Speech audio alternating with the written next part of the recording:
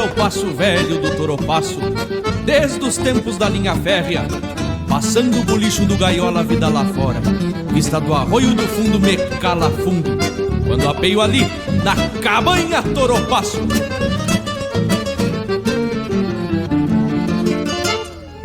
Quando uma milonga fronteira floreia grongueira, sarlando distâncias de campo e de flor, por onde for.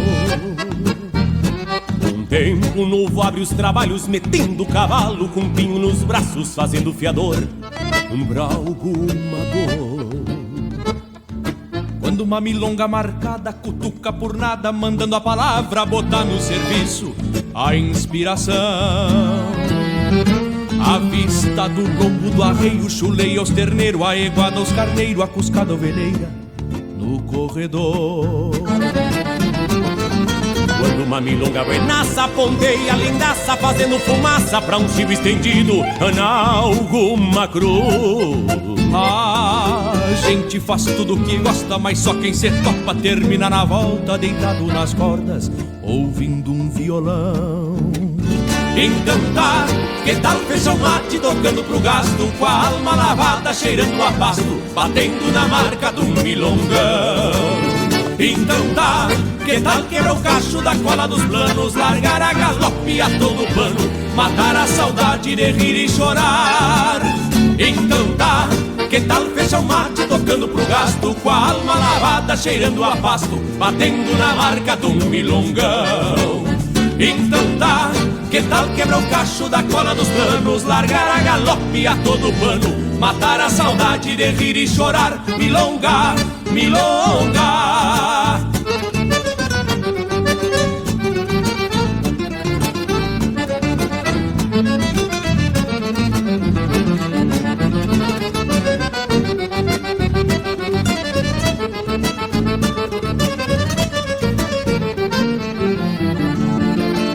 Falar de Cabanha Toropaço é falar de vida, é falar de história, é falar de paixão que move Ricardo Duarte. É um lugar especial, é um lugar que vai contar histórias de Uruguaiana, da nossa terra. E eu estou muito emocionada de começar nesse momento, no dia de hoje, a nossa proposta de temporada do Pod Looping Nossas Histórias. Ricardo, que prazer estar aqui nesse lugar encantador, onde tu respira essa natureza, teus prêmios, teu trabalho, tua paixão pela vida. Tudo bem? Oi. Tenho uma expectativa muito grande de estar falando contigo. Isso está prometido há muito tempo e para mim agora é um sonho que se realiza. Nossa, imagina. Ricardo, eu queria falar aqui para quem está nos acompanhando que realmente, lá dos tempos do Canal 20, imagina há quanto tempo atrás isso, mais de 10 anos atrás, nós já combinávamos essa matéria, essa reportagem, né, esse programa. E aí foi indo, a vida foi passando, os prêmios deles foram chegando mais e mais, as histórias foram se acrescentando, foram se somando e hoje aqui eu estou. Fico feliz, fico lisonjeada pela tua receptividade aqui nesse lugar que para mim é um lugar sagrado. Me fala um pouquinho. A Cabanha Toropaço é o resultado final de uma história que começa com os primeiros povoadores da região, né, desde o tempo das Cismarias. A origem deste lugar é da Cismaria de Fora do Rincão de São Marco, cuja sede é a Estância da Serrilhada, que fica bem aqui em frente à nossa casa. Sim. Então é falar de família realmente, porque toda essa turma, vou falar em turma, mas eram gente importante, capitães do exército, povoadores, né, que vieram trazer a civilização europeia para esta região. Isso em 1812, 14, por aí. Sim. Me diz uma coisa, é verdade, né? Nós escutamos por aí, e eu quero que tu me diga se é verdade que a origem do verdadeiro gaúcho está nesta região, nessas terras. É isso? Para mim, é uma coisa tão evidente. Eu comecei a estudar a história depois que eu me formei do ginásio, que eu saí. Eu recém fui me tornar estudioso, assim, digamos, entre aspas, de história, porque de forma autodidata eu fui tomar conhecimento de livros que me trouxeram.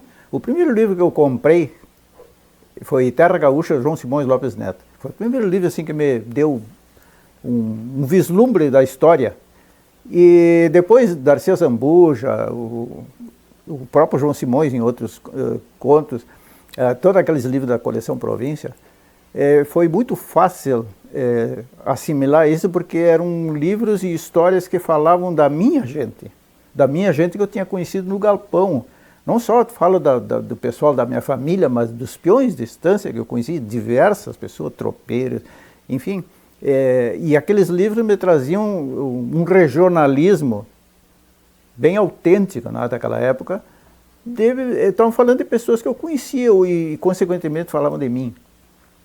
Pois é, e falar de histórias aqui, falar desse lugar bonito, é relembrar, né, que com 22 anos de idade, de verdade mesmo, tu estavas ali e cravou o teu primeiro poste, onde hoje é a tua mangueira, para marcar a tua história e dar início a esse sonho que é a cabanha Toropaço. Sendo que eu já sei que desde os 6 anos de idade tu acompanhava teu pai na lida do gado. Sim.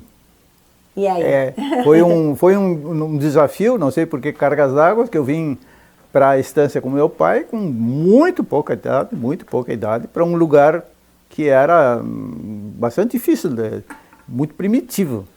E por isso que eu digo, a minha primeira educação quase que foi de galpão, foi no galpão, na primeira infância, digamos, né?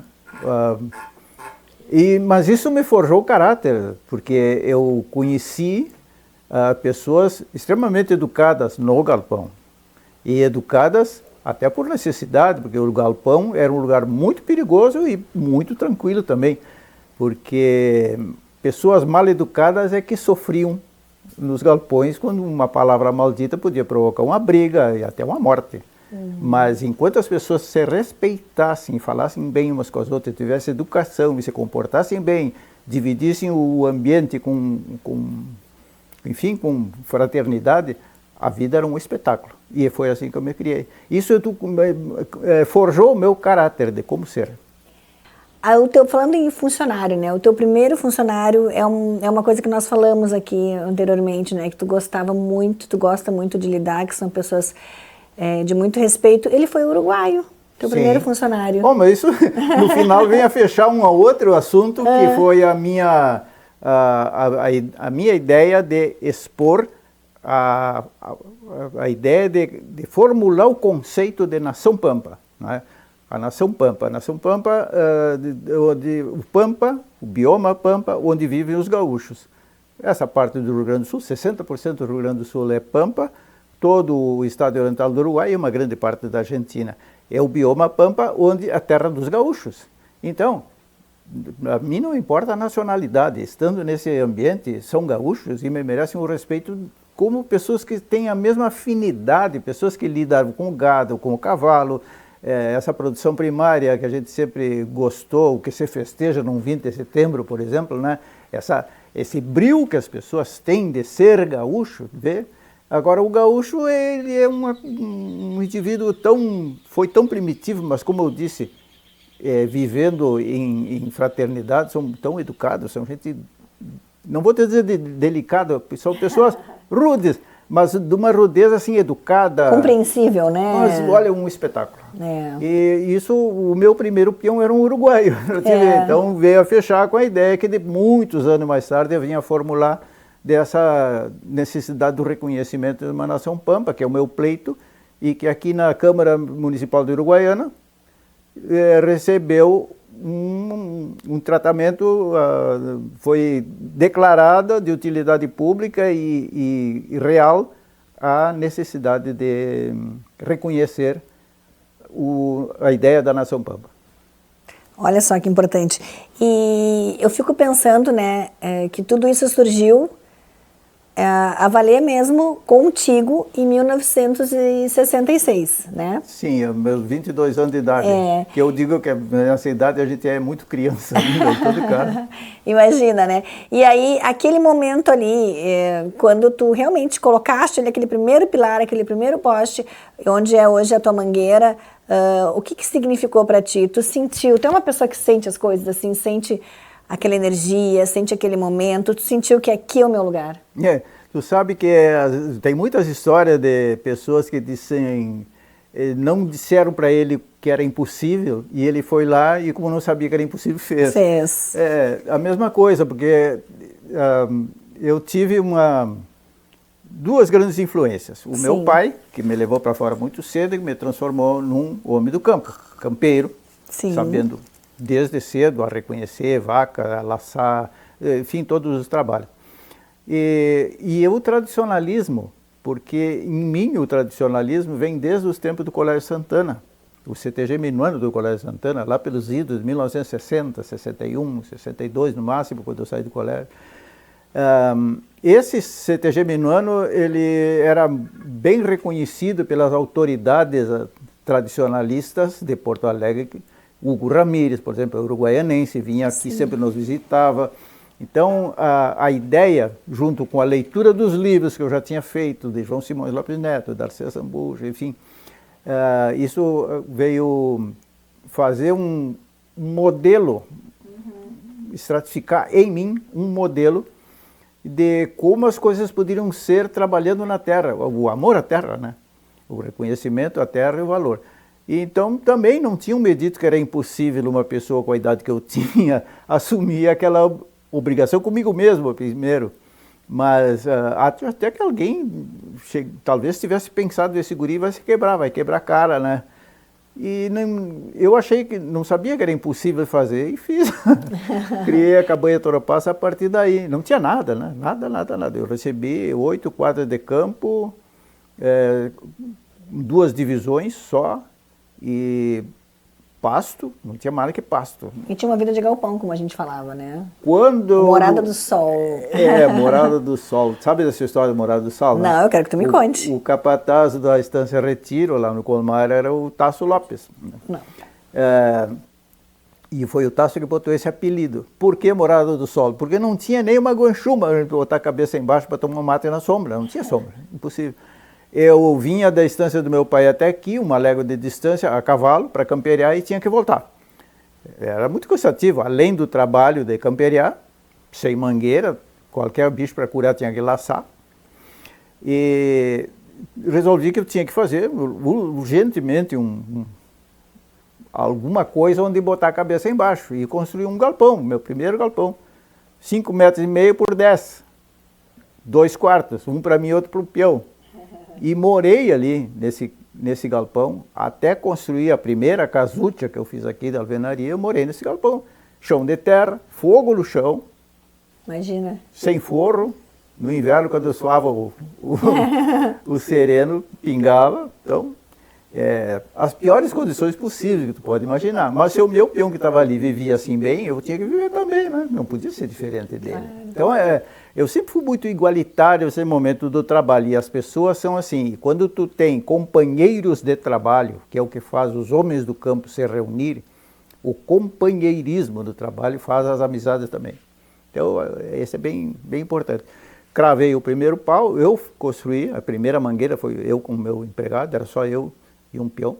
Cantalício Santana se chamava, era natural de Cabejo. No Uruguai. E aí, quando tu chegou aqui, o que existia à volta?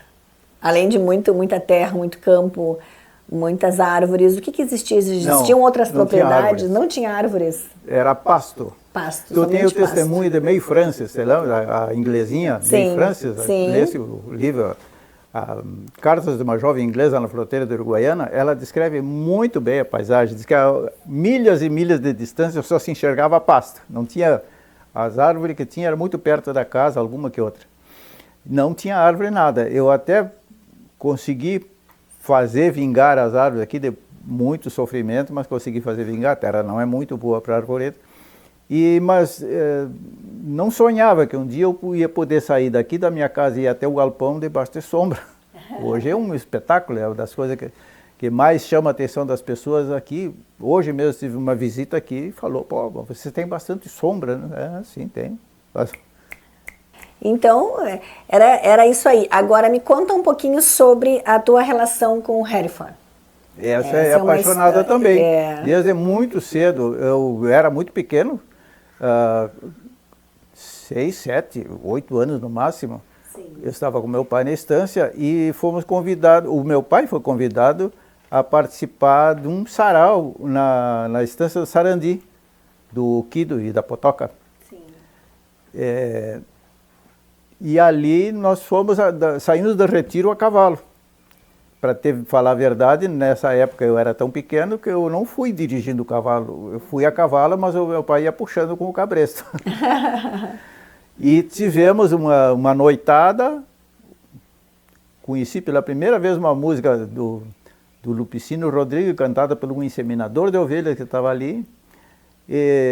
Mas na cruzada, antes de chegar na estância, aquilo ali era dos irmãos Gonçalves, né? Uma sociedade que os Gonçalves tinham.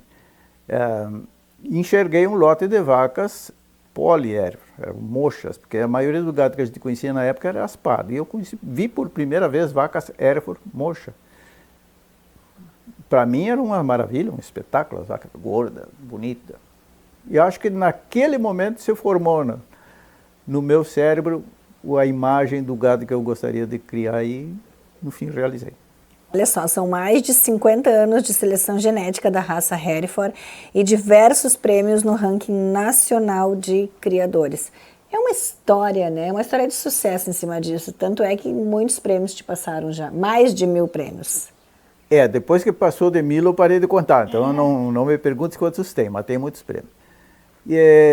Eu concorri à Expo Inter na primeira vez em 1976, eu era funcionário do escritório de Mãos Bastos desde 1974 e fui para a Expo Inter em 74, já no primeiro ano, como responsável de campo.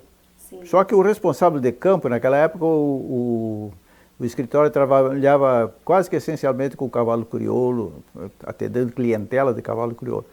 E o Cabeto era o meu mentor, meu patrão, né? E a gente andava muito bem elegante, muito obrigado, de gravata, inclusive. Bem diferente da minha vida de galpão, mas... mas a gente tinha acesso a pessoas importantíssimas e lógico que o gado Hereford me chamava a atenção e os amigos eram aqueles. Tive que entrar num universo bem complicado, porque eram pessoas de grande estrutura, de grande gabarito, grandes selecionadores de gado e tal. Mas nunca me deixei abalar. Um dos grandes amigos que eu tive nesse setor foi o Dr. Hilton Jacques, que era casado com uma prima minha, né? Tínhamos bastante intimidade, eu frequentava a cabanha Santo Ângelo, aprendi, tive facilidades que o Dr. Ângelo me fez de me emprestar, de dar de presente sêmen, inclusive quando importou os primeiros animais eu também usei.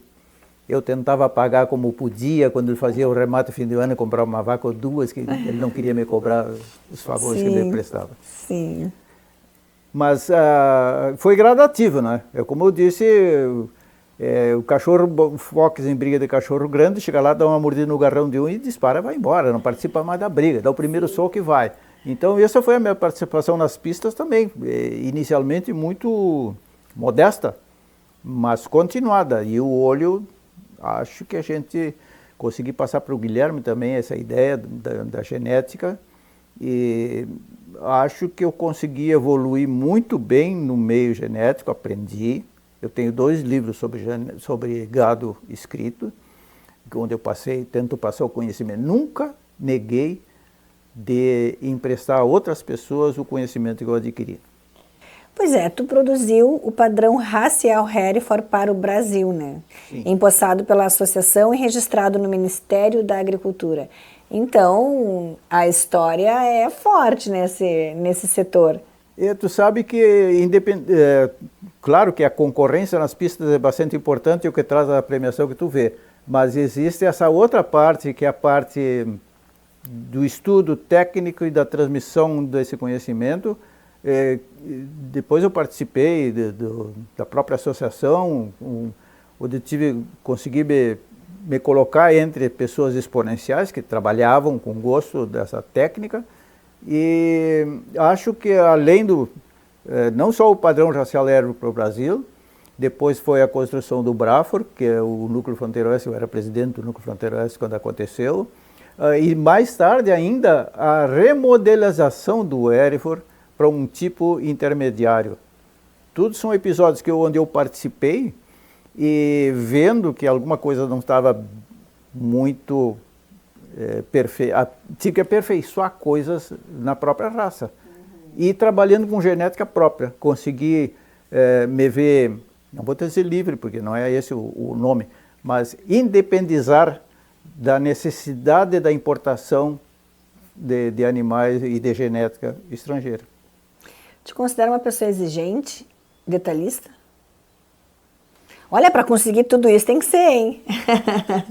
Existe um veio artístico na nossa família que ninguém pode negar, né? Sim, o meu Colmar, total. um grande poeta que também fez alguma coisa de desenhos, sim, na música, enfim. E para ser um bom geneticista tem que ter um pouco de conhecimento de desenho estético, um bom ponto de vista estético, porque os animais não é nada mais, nada menos que isso. O próprio Wilton Jacques dizia, é preciso acostumar a gostar do que é bom. Então, o que é um animal bom? O animal bom é um animal que, se enquadrando em linhas que tu gosta, que tu acha bonita, assim mesmo, ele ainda é ecologicamente perfeito. Ele sobrevive na natureza, ele pasta, ele converte e evolui como indivíduo. Quer dizer, se ele está resistindo à natureza, adaptado, está evoluindo, está engordando, está satisfazendo a necessidade econômica e assim mesmo ele é bonito, esse é o animal perfeito que tem que criar. Mas aí aí vem o desenhista, né? Tu te enquadra dentro de um determinado sentido estético. O animal tem que ter a cabeça assim, tem que ter o pescoço assim, a carne principal está no traseiro, mas ele não pode sobreviver sem o dianteiro. Na frente, no dianteiro, estão todos os órgãos internos mais sensíveis, mais importantes do corpo. Tu não pode fazer um animal só com o traseiro, é equilíbrio. O animal bom, ele é equilibrado. Pois eu sei de um ícone, né, aqui da cabanha Toropácio. A marca Toropácio. É a marca. Os animais têm um afixo, né? Assim como o Sim. cavalo crioulo tem, e o afixo daqui é Topaz. Eu criei, é marca registrada, assim como o nome cabanha Toropácio eu registrei também. Eu tive um dos ensinamentos que eu tive muito significativo, foi com a história da Califórnia, porque o Colmar criou a Califórnia, e logo em seguida começaram a aparecer donos da Califórnia, pessoas que, por ter participado com um pequeno episódio, já tinham ajudado a inventar. Aí eu aprendi que a pessoa, sempre que tem algum tipo de criação, é obrigada a registrar. Está registrado, depois se quiserem falar... Sim, falem, né? Se resguardem, né? Muitos prêmios, né? Falamos já dos teus prêmios, mas a raça Pampiano Brafor também tu foi agraciado com o prêmio Produtividade Rural, medalha e diploma de produtor modelo instituído pelo INCRA. Então, são prêmios, né, baseados em muito estudo e muita paixão pelo que tu faz. Interessante, não é? Porque a evolução, né? Eu cheguei aqui em 1922, com 22 anos, em 1966. Sim. Em 74 eu já concorri à exposição, 76. Em 1980, com todas as pobrezas que eram de eu ter que trabalhar primeiro num campo que não tinha divisão, só fui a poder encerrar um gado aqui depois que construí a primeira mangueira. Daí tinha tudo com deficiências que tu puder imaginar de dificuldade. Em 1980, eu recebo do INCRA o prêmio de produtividade e produtor modelo, porque eu tinha 92% de taxa de natalidade no meu gado. Esse prêmio ele era administrado, organizado pela Embrapa, pela Emater, também, que selecionava as pessoas na cidade e julgava, tinha uma comissão que julgava para determinar quem receberia aquele prêmio. Agora, poucos anos depois de ter começado do zero, eu recebo um prêmio nacional do INCRA de produtor modelo. Eu não sei, mas é meio raro, né? Foi significativo. Muito Claro, né? raro. Prêmio, medalha e um cheque de 5 mil reais, né? Ah, é? 5 mil cruzeiro na época. Meio cruzeiro na época. E tem algum prêmio assim que tu assim, realmente esse prêmio marcou, esse prêmio foi importante, esse prêmio foi o primeiro, ou esse prêmio tem uma história muito forte? Dentre mais de 1000 prêmios, consegue saber? Eu quase que não consigo divulgar um, mas eu sempre repito que quando o meu touro, Astro, ganhou o bicampeonato na Nacional da Hereford e aqui em Uruguaiana, foi bem significativo, porque eu tinha 2 animais na pista para concorrer o supremo campeão. Era o Mocho e o Aspato. Ganhou o Mocho, né? Mas os 2 eram meus. E estavam concorrendo, porque das 2 variedades da raça eu tinha tudo que era de bom. E a Nacional é tanto quanto ganhar uma Expo Inter, porque todos os animais que concorrem à Expo Inter vêm na Nacional, quer dizer, não é uma exposição menor. Embora tivesse sido aqui executado em Uruguaiana, agora é em Bagé, não é? Próximo. Quem foi Leonardo Dávila Rodrigues para ti? Gostaria de conhecer pessoalmente, impossível. O cara morreu. Ele foi um sesmeiro, recebeu o Sesmaria aqui no Pindaí Mirim, do outro lado do Toropaço, em seguida aqui. E a descendência desse homem, na época que eu consegui concluir o livro Sesmaria dos Dávila, acredito que a metade de Uruguaiana era descendente desse homem.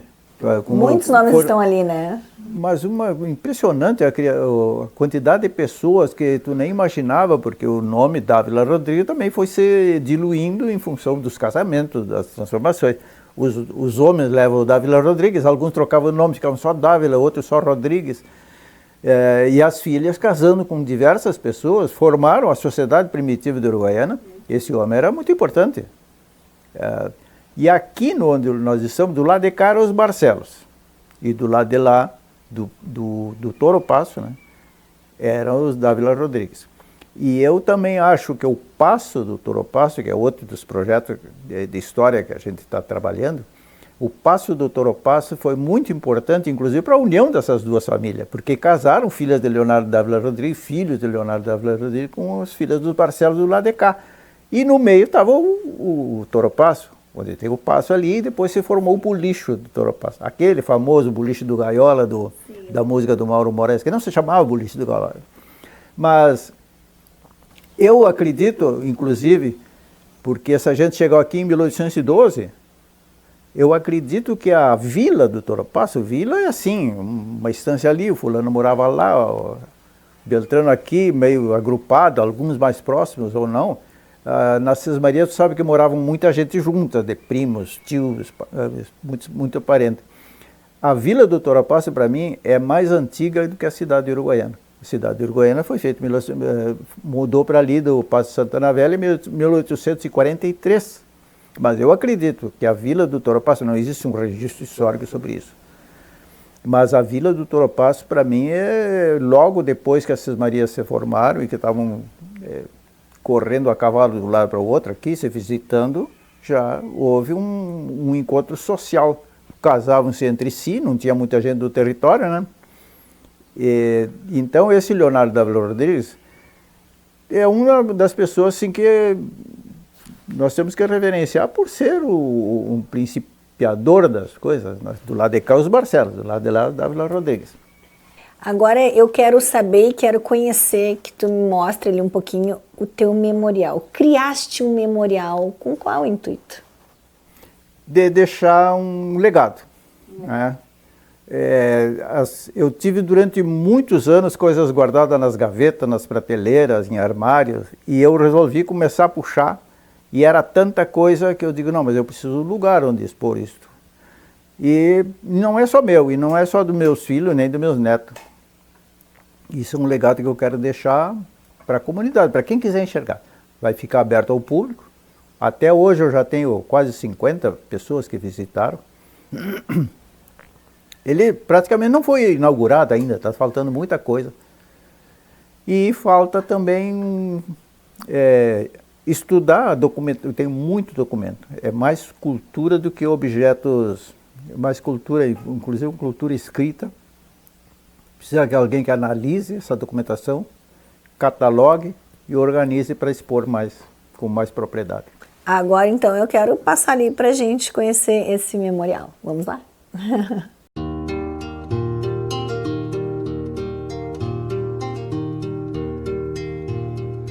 Tem coisas que têm seu valor, avaliada em quilates, em cifras e fins, e outras não têm o apreço, nem pagam o preço que valem pra mim. Nossa, lindo, lindo, lindo, lindo. Vida primitiva de galpão. Esse é o início da minha vida. Porque aqui começa com esta foto, Renato. Imagina sem este galpão. A parte de pasto aqui era tudo que tinha. Não existia nenhuma árvore mesmo. Nada, não tinha. Aí depois eu consegui construir o primeiro galpão, onde eu morei aí 1 ano e tanto, quase 2 anos antes de construir a primeira casa de alvenaria. E essa foto foi tirada quando? Essa foto já tem mais de 20 anos. Mais de 20 anos. Aí já estava a casa construída, galpão. Já tem todo o reflexo, né, é. da estrutura e do investimento aqui. Da evolução. Certo. Sabe o que eu gostei daqui? Porque aqui a gente tem um cheirinho de história, a gente tem um cheirinho de madeira, um cheirinho de campanha. Eu sou apaixonada por esses aromas diferentes, assim, quando a gente sai da cidade, quando a gente vem campo afora, se remete. E esse cheirinho se remete a memórias mesmo, né? Sim, as memórias são acionadas ou por música, por cheiro, pelo sentido, né? Às vezes, cheiro, gosto da casa da avó, da casa da mãe, a gente tem, né? E esse cheiro de campo é muito agradável. E aqui que temos aqui na isso aqui é a situação, né? Aqui nós temos um mapa total de Uruguaiana e eu mandei ampliar para ver mais essa relação aqui entre a Estância Grande de Japeju, dos padres, a situação da Cabanha Toropasso, e aí nós temos aqui o Leonardo Dávila Rodrigues, aqui perto, no outro lado do Pindaí, certo? Esse desenho eu fiz de memória em 2003, quando eu visitei a Estância Grande do Japeju. Não existe mais isso aqui. Essa mangueira, essa parede de pedra que tinha aqui, isso já foi destruído. Então, mesmo sendo tombado, as pessoas mexeram muito nisso. Aqui é uma foto mais aproximada do meu primeiro peão. É aquele que nós falamos. Isso aqui constante da livraria, do livro As Estâncias Contou a História, que é a situação das Sesmarias, meio um chutômetro, que a Aline, minha filha, me perguntou, afinal de contas, onde é que ficavam as tais das Sesmarias? Mais ou menos assim, pelo descritivo, deve ser isso aqui. Minha vida primitiva no galpão era assim, ó. Mas não era esse galpão. Não, esse é o galpão que ainda está, à frente é a mesma, só se tirou as tábuas e se colocou a alvenaria, mas é a mesma. Olha só. Vida de peão, chaleira, filtro de barro. Cada objeto que tem aqui tem um quando, um como e um porquê. As cuias são lembrança da minha ex-sogra, da Nilza, da Aline, do Antônio Augusto Ferreira, por exemplo. Cada peça aqui tem um que ver. Isso aqui se chama marreca basto, porque tem, além da cabeça inteira aqui, essa cabeça volteada que faz o assento. Hoje é comum, mas a marreca basto foi uma encomenda minha, a partir de um modelo trazido pelo Vidal Ferreira, de lá da zona de Jaguarão. Eu pedi para o Elcio reproduzir para mim uma marreca basto, pela primeira vez nessa região. Então, por isso, história. Que ano isso? 74, 75, quando eu fui trabalhar no escritório de Mombasa. Que legal. Nossa, aí depois vem a vida, essas cordas, o desenho é meu, então tudo que tem aqui tem que ver com o Ricardo Duarte, sabe, de alguma forma.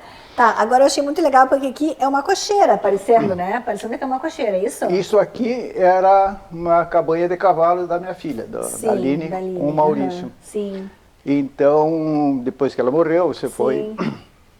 O Maurício levou os cavalos daqui e ficou vazia, ficou como depósito um certo tempo. E eu resolvi reformar. Né? Deixei a madeira original, mordida dos cavalos, tudo, só deu uma pintadinha. O nome que tem não são dos cavalos dela, são meus cavalos. São os 6 cavalos que me ajudaram a construir a cabanha Toropasso, os principais. Mais ou menos em ordem cronológica de lá para cá. A bruxa foi a última. Aí por onde a gente começa nessa ordem aqui, né? Aqui a parte da família. Começamos pela família aqui. Civilizada, né? Inclusive esses móveis aqui, o desenho deles é meu. Esse conjunto pertencia à casa da minha mãe, mas ela mandou fazer a partir de um desenho que eu fiz. Valioso, né? Não tem preço. Nossa. Aquele desenho era o primeiro desenho que eu fiz para Litoprint, com a intenção de construir um calendário. Só que depois o calendário não saiu. Aí Datado de? 1972. 72? É. Nossa. O meu pai, de uma reprodução de uma fotografia, o Guilherme. Lá está o Colmar, minhas irmãs mais velhas, família, retrato de família e tal. Sim. Daí nós partimos aqui para Borboleta, é isso? A Borboleta, a primeira égua da qual eu fazia uma légua de distância da casa do meu pai para cá, para Campeirê e voltar. Temos a Borboleta aqui.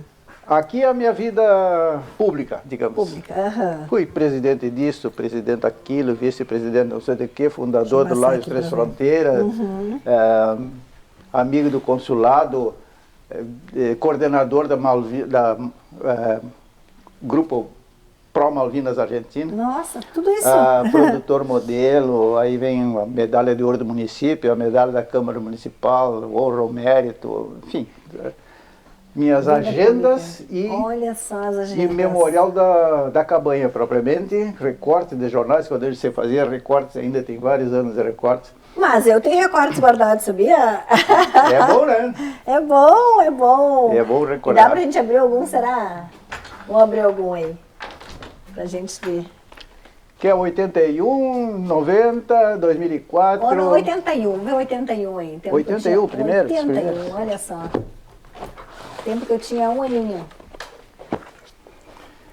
Olha só. A cabanha Monte Alegre, dos primeiros remates aqui, quando eu expus em Santa Maria desenhos. Fazendo o Toropasso estreia na Expo Inter. Olha que legal, 24 de agosto de 76. Que capricho, hein? Isso aqui tu guardou com essa intenção já ou ia guardando só? Olha, eu acho que eu queria exibir para mim mesmo. Sim. Isso aqui é lá na Expo Inter. Que signo que tu é? Câncer. Ah, tá. Tá explicado? Tá explicado, tá de aniversário, então. Eu sou leonina, né? Então tem alguma coisa parecida, assim, próximo. João Ronaldo Powell, você lembra do Ronaldo de Uruguaiana? Não, me lembro desse. Eu acho que foi o Caruso que ajudava a fazer. Ah, tá, mas eu tinha 80, nem tinha nascido aqui ainda. Já estamos em 80. Já estamos em 80, olha só. Ah, Jornal de Uruguaiana já conheço. Fazendeiro Ricardo Duarte, o assistente anônimo que pinta na hora do descanso. Jornal do Comércio. Olha aí. Se é que tinha um descanso, mas em todo caso. Olha só. Bom. Que capricho, muito legal. Opa, vamos. Muito legal, olha só. E aqui, e essa maleta tem... Essa é a minha filha chamava que é a maleta 014. Ah, 014. Porque na época que todo mundo usava aquela 007, essa aqui é mais larga um pouco. Isso aqui eu sempre andava com ele debaixo do braço, assim, era o meu escritório. Ah, é? Eu andava de...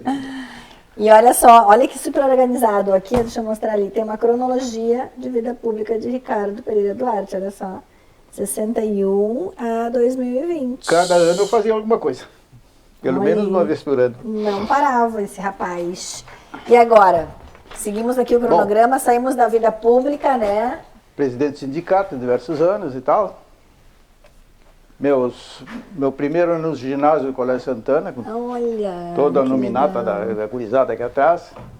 1956. 56, olha aí. E aquele avestruz ali? Aquilo foi quando a gente fez o Congresso da Nação Pampa, que fui homenageado com a lembrança de ter... Porque o avestruz é o símbolo, o animal símbolo da Nação Pampa é o avestruz.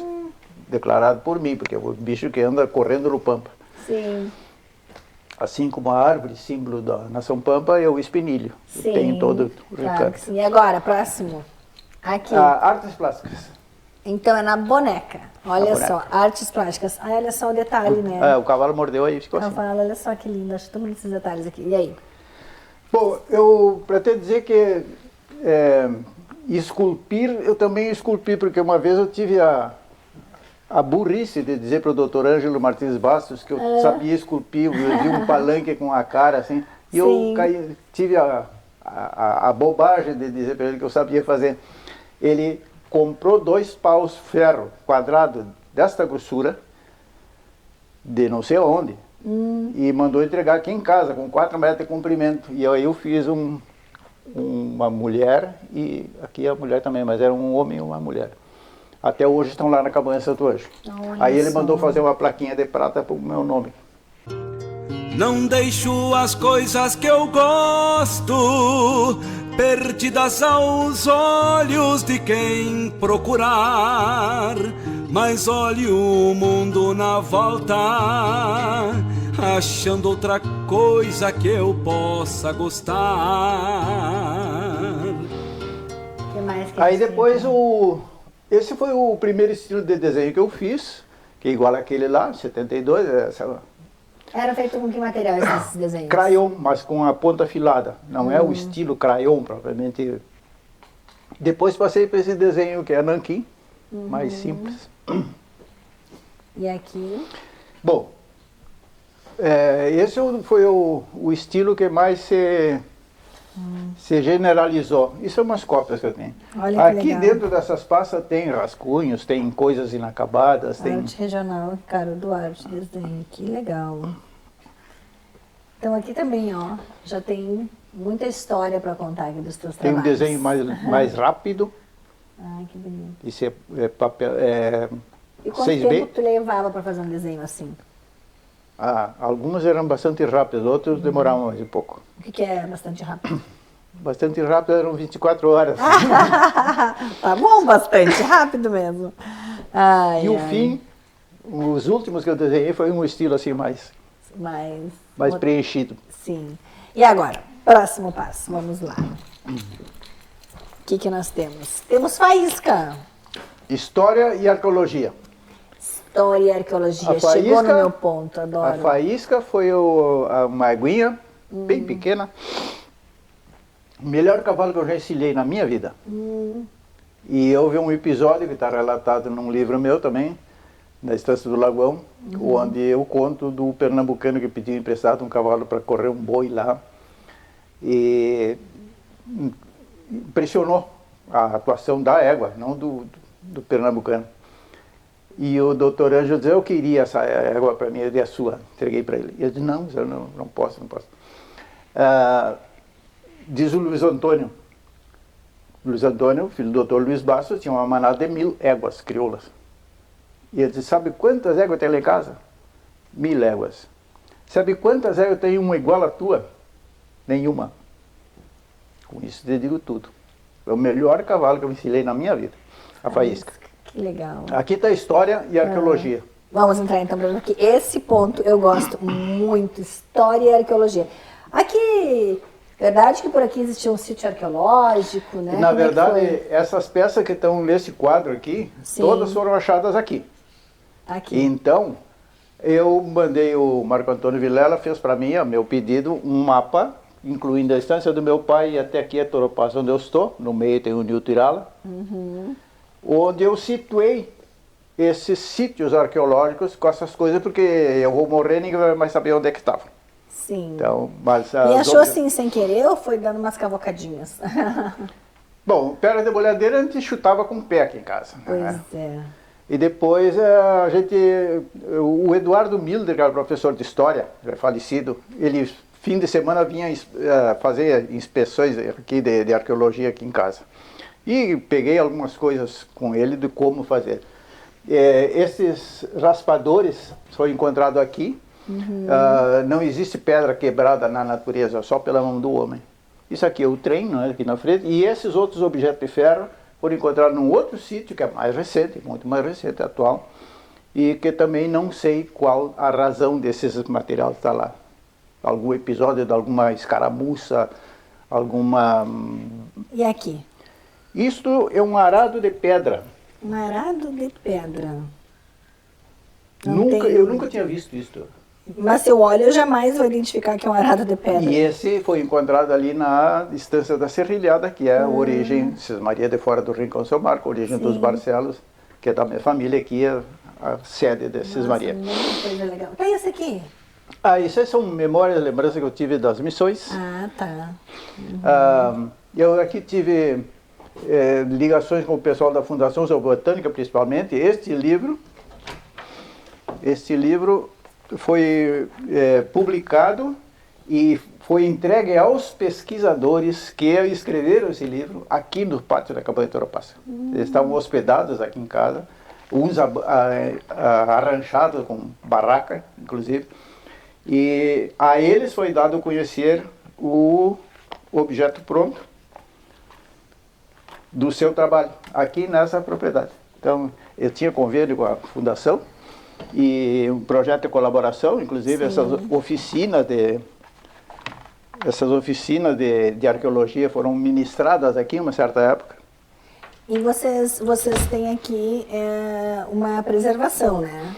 Fauna e flora, vocês tentam... O projeto que eu tinha, principalmente com a PUC, era de estudo biológico e estudo da fauna e flora do Pampa. Sim. Inclusive com a pretensão de encontrar, porque o pessoal conhece muito a Mata Atlântica e a Floresta Amazônica, mas ninguém entende que pasto é a mesma coisa, vegetação que também deve ter alguma finalidade. E assim como as árvores da Mata Atlântica ou da Floresta Amazônica podem ter princípios ativos medicinais, quem sabe quantos não tem no nosso pasto. Nós estamos no meio dessa pesquisa quando a PUC resolveu ir embora e abandonou nosso projeto. Um projeto que podia ser continuado, ministrado através de Pelotas ou de Porto Alegre, era simplesmente manter o projeto que nós tínhamos. Não, foi abandonado porque naquela época assim, era muito urgente a PUC ir embora. Pois é, uma pena. Uma pena. Eu me senti traído nesse momento. É ruim mesmo, uma sensação ruim mesmo. E agora? Vamos para onde? Agora vamos para a música. Para o Colorado. O Cavalo Colorado. Porque eu trabalhava no escritório do irmão Bassi com a faísca e depois com o Colorado. Inclusive Califórnia, né? Ponto-chave, ponto forte da história da música Esse momento aqui é a Califórnia. Mas tem todo um histórico, Renata, de como que a música entra na minha vida. Sim. Então, um vendedor desses ambulantes veio aqui no Toropassa e queria me vender um curso de inglês. Com CD, com um disco. Eu digo, não posso, eu não tenho luz elétrica. Eu não, mas eu estou vendo uma eletrolinha pilha. Veio me vendeu essa porqueira aqui. Aí depois, mais tarde, passei para outra, depois passei para os trezinhos. E foi assim que começou a música? Não? Como? Foi assim que começou a música na tua vida ou não? Na verdade, eu comecei a conhecer a música clássica, que eu já admirava através do Érico Veríssimo. Né? A música clássica veio para mim nessa época. Comecei a colecionar os livros da Abril e os discos, grandes clássicos, né? Que o meu amigo Caio Blanco tinha uma livraria ali na esquina da 7 de setembro com Tiradentes, e ele guardava para mim os fascículos. Quando eu ia na cidade eu comprava 2, 3, 4. E à noite aqui com luz de lampião eu lia. Eu li toda a enciclopédia Conhecer, toda, em fascículo. Grandes personagens da nossa história, grandes personagens da história universal, o livro da vida, o que tu imaginar da Abril que vinha em fascículo.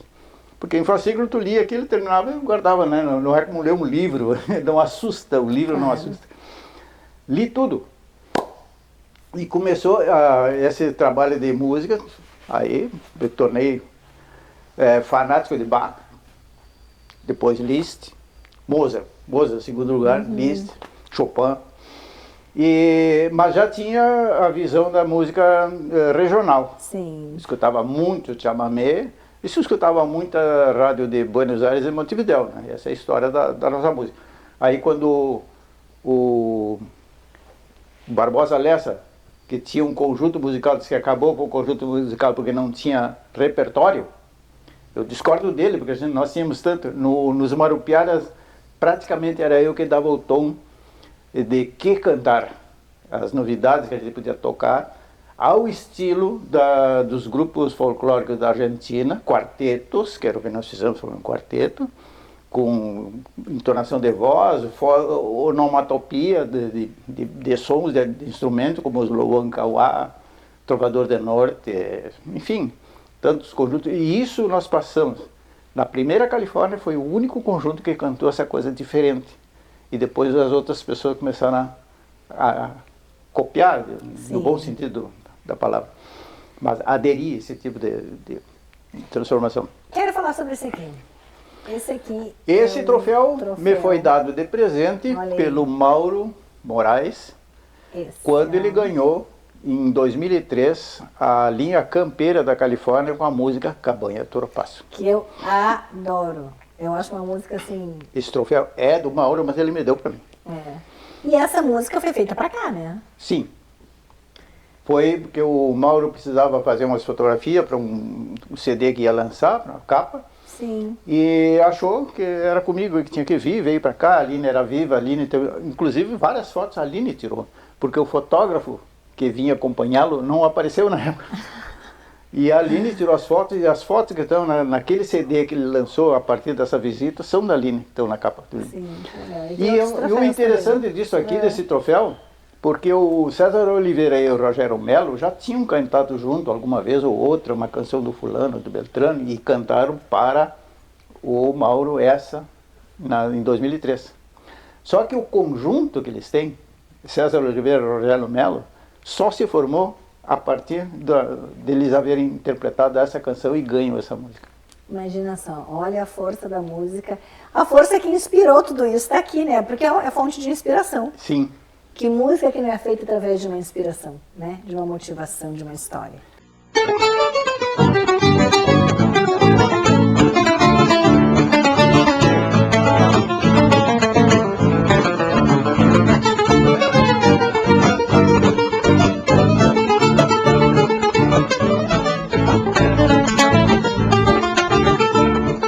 Lindeira ao Passo Velho do Toropaço, desde os tempos da linha férrea, passando com o lixo do gaiola, a vida lá fora. Então, esses dois violões são históricos. Esse violão... Eu vi que ele é cheio de assinaturas. Ele tem, ainda tem que fazer a relação de todo mundo. Tá aqui, então, o Sivuca, o Tavala Pajupanque, Rubem Duran, Paulinho Pires, esse aqui, Antônio Tarragorrosa, Ariel Jamírez, tem horrores de gente. Eu tomei a iniciativa de, quando os grandes artistas vinham para a Califórnia, aí os grandes artistas vai também depender do que eu acho que é um grande artista, porque alguns não assinaram, né? Claro.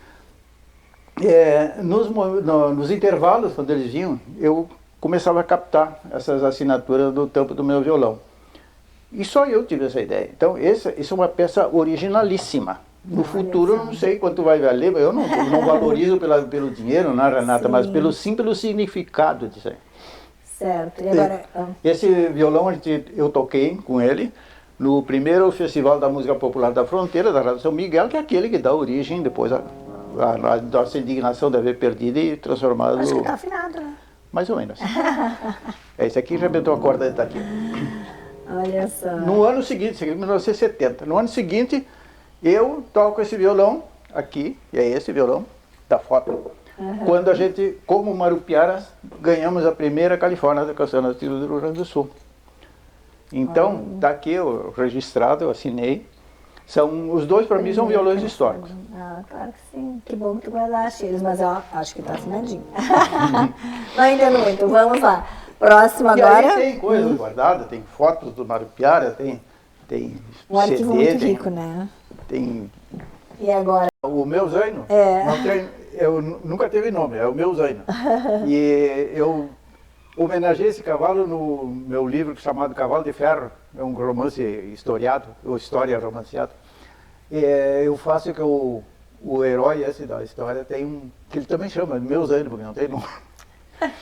Aqui é a literatura. Literatura. Então, 39 livros aqui? 39 títulos publicados que eu tenho. Inclusive, eu não conto aqui a primeira, segunda e terceira edição desse livro, tal, mas o livro é um só. Aí tem conto, romance, história, Nação filosofia, Pampa ali, né? traduções, Esse do... ensaios. Onde é que tá o Cisne Marias que eu vi Cisne Maria aqui? dos Dávila tem a Aqui. primeira e a segunda edição. Isso, olha aí, ó. Esse aqui que conta a história, né, do Leonardo. Que legal. Isso aqui também, isso aqui para mim é um tesouro também, né? Eu pela lancei história uma que tem. ideia da gente, porque Uruguaiana não tem nenhuma estátua equestre. Ah, Tem uma do gaúcho, a pé. imagina. Tem uma do nosso fundador, a pé. A pé. Uhum. E eu lancei a ideia de se fazer uma estátua imaginando, sem ligar o traços fisionômicos, ao primeiro sesmeiro. E seria uma homenagem ao Leonardo Dávila Rodrigues. Deixa eu abrir aqui, vamos ver se eu abrir algum nome conhecido. Olha só. Ó. Ildemonte Silva, João Firmino Silva. Nossa. Ah, tu tá na página do Silva. Ó. Tem pai. Vamos abrir aqui. Como tem Silva, né? Fernando Faria Correia, Dávila olha só. Rodrigues. Dávila Rodrigues. Ai, que legal. Eleonora Os Fabrício Faria Faria Correia Correia. não são os Faria Correia, são Dávila Rodrigues, né? Ah, é? Assim como o Berega era Dávila Rodrigues. Mais um aqui, vamos ver, ó. Antônio Barcelos de Oliveira. Marcelo de Oliveira tem bastante. Olha só, Juan. E agora, nesse ano, há pouco tempo, eu descobri que os Marcelo de Oliveira passaram para a Argentina, porque o seu... Está aqui, escrito aqui. O João Dávila Rodrigues e Miguel Marcelo de Oliveira, perdão. O João e o Miguel mataram o juiz de paz numa eleição acontecida na igreja em Uruguaiana. E depois fugiram para a Argentina. Tudo certo.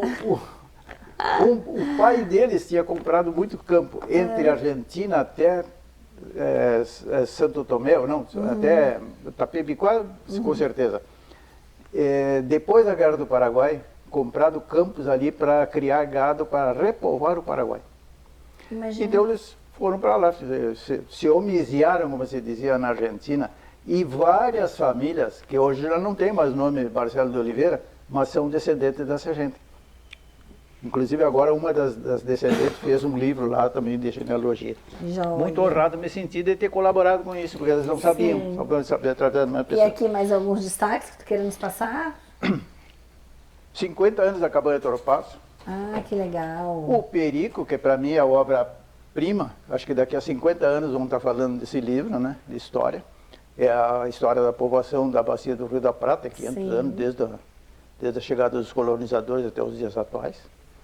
Aqui o interessante disso aqui que eu destaquei, eu planejei fazer as capas desse livro. Então eu tinha feito pequenos esboços, como esse aqui, ó. Isso seria a capa do primeiro volume. Tá, uma ideia. Aí eu juntei os elementos, que tudo era meu, de propriedade minha. Sim. O Abaeté Bride fotografou, e são os mesmos elementos que constam da capa do primeiro volume, aqui. Aqui os elementos, o esboço e os elementos da capa do segundo volume que está lá. E a máquina. E aqui o terceiro volume é a mesma coisa, certo? Essa é a primeira máquina que eu comprei, uma Olivetti, Lettera. Legal. Esse é o primeiro romance que eu escrevi com o tipo dessa máquina. Logo depois que eu casei, eu comecei a escrever. Esse romance, mal comparando, é o meu Dom Segundo Sombra, que eu fiz a tradução do Dom Segundo Sombra do Ricardo Guiraldi, né? Que é uma história assim, a princípio parece uma história de menores, não tem grandes episódios nem emocionais, mas o conteúdo é um do regionalismo, o Dom Segundo Sombra. E para mim esse é o meu segundo sombra meu. Depois passei para uma máquina elétrica, pesadíssima, até chegar no computador. Né? Olha aí, ó. Tem todo um cronograma aí, tecnológico. Esse quadro aqui, ó, é aquela história que eu escrevi no livro da Lina na abertura, um diálogo mudo, que ela escreveu um tema, eu olhei, enxerguei e respondi, sem dizer nada para ela. Ela olhou a minha resposta sem dizer nada para mim, escreveu outro, e assim por diante. Foram 8 poemas que tem. que ela invadia meu escritório e escrevia no meu risque-rabisque. Tá aqui, nesse papel original. Que legal. Aqui eu fui presidente da Academia Uruguaiana de Letras. Sim. O consulado argentino, como eu fui coordenador do grupo de solidariedade pró-Malvinas Argentinas, me homenageou e me fez falar sobre a minha obra. Uhum. E aqui temos o último espaço. O último espaço Bruxa. é dedicado a ciência e projetos. Ciência e projetos. Ciência, inclusive, com uma parte genética também, né? Uhum. Esse é o crânio de um touro nascido aqui, mas fruto de uma inseminação com sêmen canadense. Isso em 1900 e pedrada, 1970 e pico 80. E esse aqui é o mamão, depois de morto, claro. Uhum. É produto de genética exclusivamente do toropaço. Então, a evolução deste tipo para este tipo chegou através do meu trabalho genético. Olha só. E O que mais temos aqui? Fundação Zoobotânica. Uhum. Isso aqui é um estágio prático de zootecnia e rotina de serviço. Uhum. É uma orientação, do instrutor está escrito aqui em cima, que a gente dá para estagiários que vêm ao Toropasso. Tem todo um cronograma de como apresentar o que é a cabanha e como se trabalha com os animais.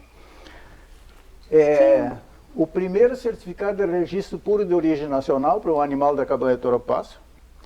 Isso é o seguinte: qualquer animal de qualquer raça a ser registrado no Herdbook Colares, se ele tiver 5 gerações nascidas no Brasil, ele merece um certificado de pedigree diferenciado, que é o puro de origem nacional.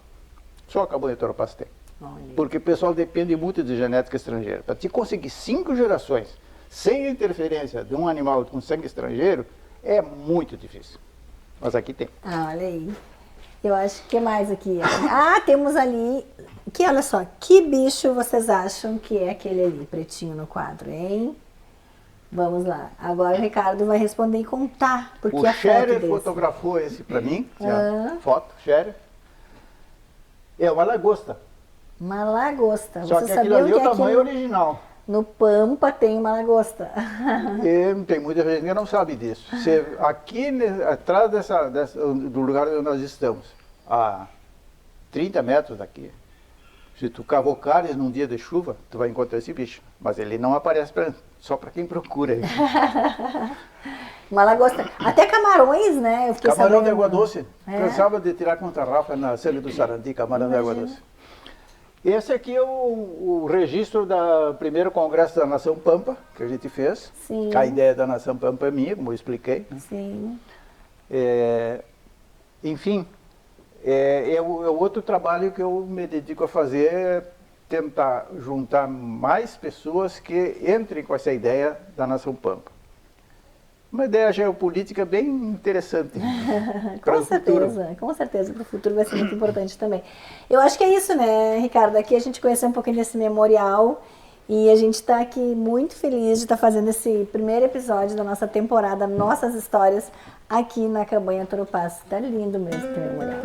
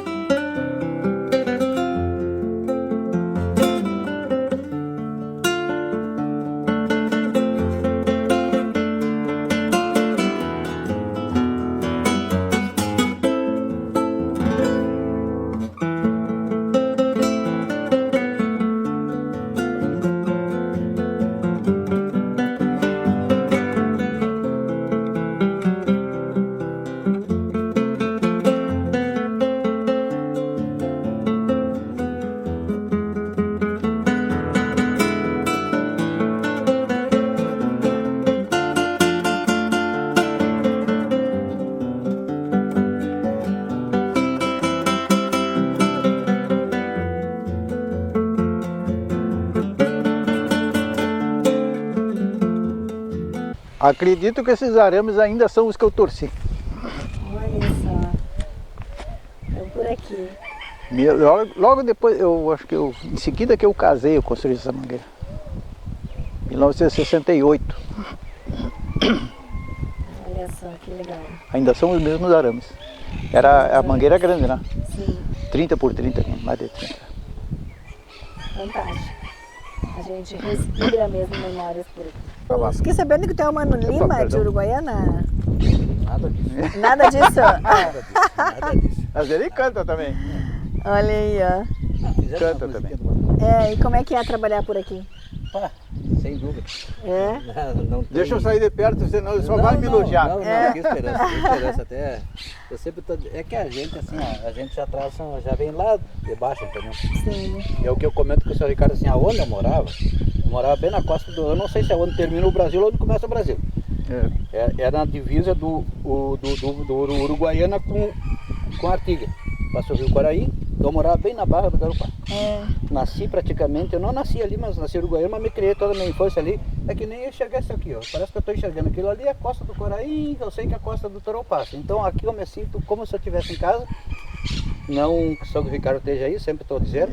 Sempre estou elogiando, assim, não sei, qual é o seu nome? Renata. Dona Renata. Prazer, você se chama? Mano Lima. Meu nome é Rubens. Eu posso dizer assim, não é nada assim que não é coisa de ficar. Sei que não chego nem nos pés do Mano Lima, não, gosto das músicas. Então assim, ó, eu me sinto feliz aqui. Feliz, ele fez 11 anos agora, o dia 6 de maio que eu tô aqui. Não sei se eles têm alguma queixa de mim. Eu não tenho nada disso aqui de reclamar deles. Às vezes eu digo pro seu Ricardo, olha quando eu ir embora, os cachorros vão sentir sabe, porque esse dia vai ter feliz.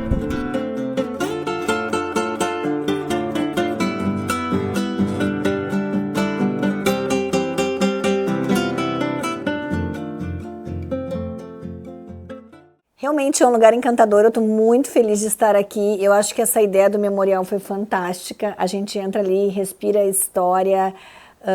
Eu acho que todas as estâncias aqui, as cabanhas, deveriam ter um espaço. Algumas, quem sabe, tenham também, né? Mas deveriam ter. E quando nós entramos aqui na sede, na propriedade, ela já é um memorial. Porque é um memorial de prêmios. Onde eu estou aqui, meu Deus, não tem onde não tenha prêmios. Eu acho que só não tem prêmios na cozinha, né? Não, quer dizer, não sei. De repente tem, né? Porque tem. O que tem mais são tábuas, nossa, são copos, são taças, são prêmios dos mais diversos, paradores, né? Os sofás aqui são todos cobertos, como é que se chama? De mantas, não? De prêmios, no caso, né? Faixas. De faixas dos grandes prêmios de diversos lugares. É impressionante, eu fiquei impactada na entrada aqui.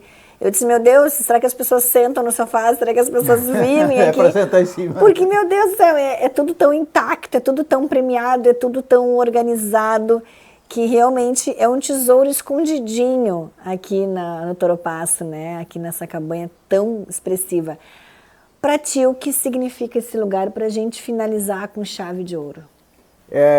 Um recarregar de bateria, sempre, eu estou completando 80 anos, né? Então tem uma vida toda e quando pergunto para a gente que idade tu tem, eu não sei quanto eu tenho, eu já tive 80, quanto terei, não sei. Mas o Toropaço sempre, qualquer coisa que acontece na vida da gente, mais de deixar a gente acabrunhado, qualquer coisa, aqui a gente volta e recarrega as baterias. Tem que se encontrar o seu lugar no universo, né? E o espaço que eu tenho no universo com autoridade se chama Cabanha Toropaço. Aqui eu posso reinar, digamos. Mas ele é tudo, ele é o princípio, eu sou a verdade e a vida, né? O princípio, a verdade e a vida.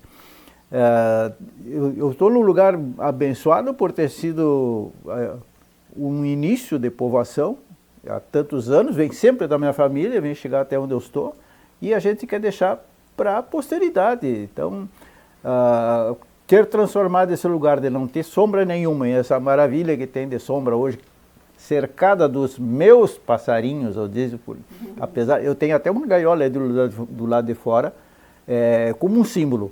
Uma gaiola que não tem passarinho dentro, porque aqui os passarinhos estão fora. As minhas galinhas, que todos os dias vêm me acordar de manhã cedo, elas não são criadas encerradas, são soltas, elas são só para alegrar os olhos, elas não têm finalidade econômica nenhuma. Essas galinhas que eu tenho desde os meus 11 anos de idade, né? Então, este lugar é assim, eu gostaria até que ele fosse mais bonito, não é mais bonito porque eu não consigo fazer melhor. Não, mas eu acho que ele é lindo, perfeito, justamente por tudo isso que tu já nos contou nessa matéria que eu tive o privilégio de fazer contigo. Agora, antes de terminarmos aqui, né, lembrei de uma historinha que ele me falou a respeito das galinhas, né, do teu primeiro emprego, agora que tu disseste ali, no teu primeiro momento, né, em contato com o trabalho. Conta pra gente ali. O seu Pedrinho Rodrigues era até meio parente da família da minha mãe. Tinha armazém a um quarteirão de distância da nossa casa. E eu, quando tinha uns 10 anos de idade, eu resolvi procurar emprego. Fui me empregar no armazém, o seu Pedrinho Rodrigues, nas férias de colégio. O homem me deu emprego, mas, claro, sabendo, isso é um guri, tentando aprender, não desestimular. No armazém seu Pedrinho, naquela época, existiam entregadores, entregavam a mercadoria em casa. A pessoa ia lá, encomendava, comprava, e tudo era pesado e medido no balcão, ali não tinha nada embalado. E o entregador entregava em caixas, mas não de papelão, era caixa de madeira, não existia papelão naquela época. E o entregador era um carroceiro. Ao lado do armazém tinha um estábulo onde ficava a carroça e o cavalo. E o carroceiro era o entregador. Se chamava Guilherme, o carroceiro. E ele foi quem me deu o meu primeiro casal de garnizé. Foi teu pagamento? Não, me deu porque sim, de presente. Porque de presente. Como eu estava empregado também no armazém, eu também era colega de trabalho do Guilherme, ele era entregador. E em função disso, meu primeiro filho tem o nome de Guilherme, em homenagem a esse meu amigo que me deu o meu primeiro presente de animais vivos. Olha só. Me deu uma ideia com a biologia. E os garnizés são tão alegres, né? Bonitos, tem de tudo quanto é espécie de garnizé, de pintura. E eles são criados aqui soltos para que as pessoas enxerguem só. Assim como os avestruz que andam aí também. Ricardo, agora planos para o futuro. Quais são os teus sonhos? Como vai ser aqui daqui 10 anos? Como é que vai ser tudo isso? Qual é a tua expectativa? Qual é o teu sonho? O decênio. Vamos ver como é que a gente consegue chegar lá, né? Vai chegar, gente, vai chegar firme e forte. Vamos imaginar que assim. E eu vou voltar aqui ainda daqui 10 anos. Claro, antes? Antes? Não, 10 anos não. Antes. Não, mas eu quero voltar daqui 10 anos para ver também. Eu acho que a minha vida hoje está, não vou te dizer dedicada a isso, mas ela tem grande parte dessa permanência a partir das coisas já feitas ou fazendo. Tem projetos ainda para o futuro, tem umas coisas que estão acontecendo. Até em função disso que eu estou fazendo no memorial, surge interesse de terceiros para algumas coisas que fazem em conjunto. Eu sempre gostei de parcerias. Como forma educacional, sempre. Cultura. Cultura é o que move o homem. Quem é culto sempre consegue se resolver na vida. E a finalidade disso é cultura. Eu tenho que me dedicar a essa questão do memorial. Vamos ver como é que isso vai progredir. Muita recordação, né? Dos amigos e colegas que já se foram, porque sobreviver a isso, né? Ver as pessoas a vida é assim. A vida é assim. Mas viver sempre para os mais jovens. Viver sempre com a visão de educar, nem que não sejam teus filhos, educar os filhos de outras pessoas. Se quiserem ser educados, evidentemente, porque a pessoa tem que aceitar. Mas eu acho que a gente está, como eu sempre repito, a gente está nesse mundo. A gente vem para a vida para transformar, progredir, que a humanidade progrida. E cada um bota uma pedrinha nessa montanha da humanidade. E é o que eu estou tentando fazer. Mas acho que eu estou alimentando a mim mesmo com as coisas que aconteceram no passado, sem deixar que elas se apaguem. Memória de pessoas e tudo mais. Não deixar que morra a cultura do gaúcho, eu acho fantástica, embora modificada com o progresso, né? Sabe hoje lidar com computador, com telefone celular. Eu tenho coisas que eu resisto ainda, porque nasci em 1944. A minha visão agora é essa, trabalhar com este memorial aqui na Cabana de Toropaço e poder dar uma visão mais ampla para as pessoas sobre... Assim que, claro que todo mundo está convidado a vir aqui, está aberto. É uma visita acompanhada, né? Olha que legal. Mas está aberto. Olha que legal. A hora que quiserem aqui receber, serão bem recebidos. Com certeza. Olha, muito emocionada eu fico de ter essa oportunidade, esse privilégio mais uma vez, né? De estar aqui, repito isso, de estar aqui levando essas informações, realizando uma grande vontade, um sonho mesmo de respirar esses ares, né? Porque quem é daqui de Uruguaiana, quem realmente é da nossa região, eu não acredito que o povo gaúcho não tenha orgulho dessa terra. Porque nós temos um pampa, um bioma que nenhum outro lugar do mundo tem. Nós temos um cheirinho, nós temos uma pastagem, nós temos horizontes infinitos.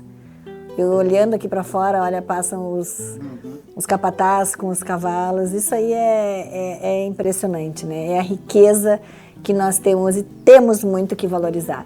Obrigado por você que nos acompanhou neste primeiro episódio do Pod Looping Nossas Histórias. E semana que vem a gente volta com mais instâncias, com mais paixões e, claro, contando outras histórias por aí. Então, eu te convido a nos acompanhar e estarmos juntos. Obrigada, Ricardo. Obrigado a Deus, Renato.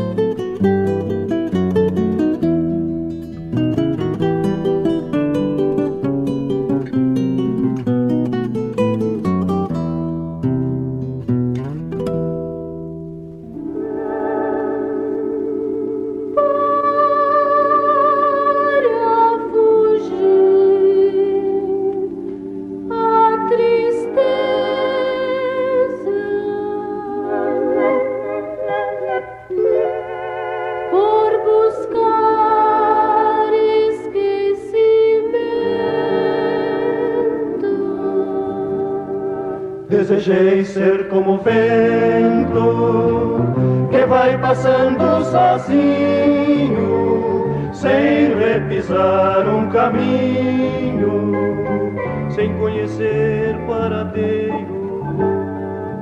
Quis ser nuvem ao pampeiro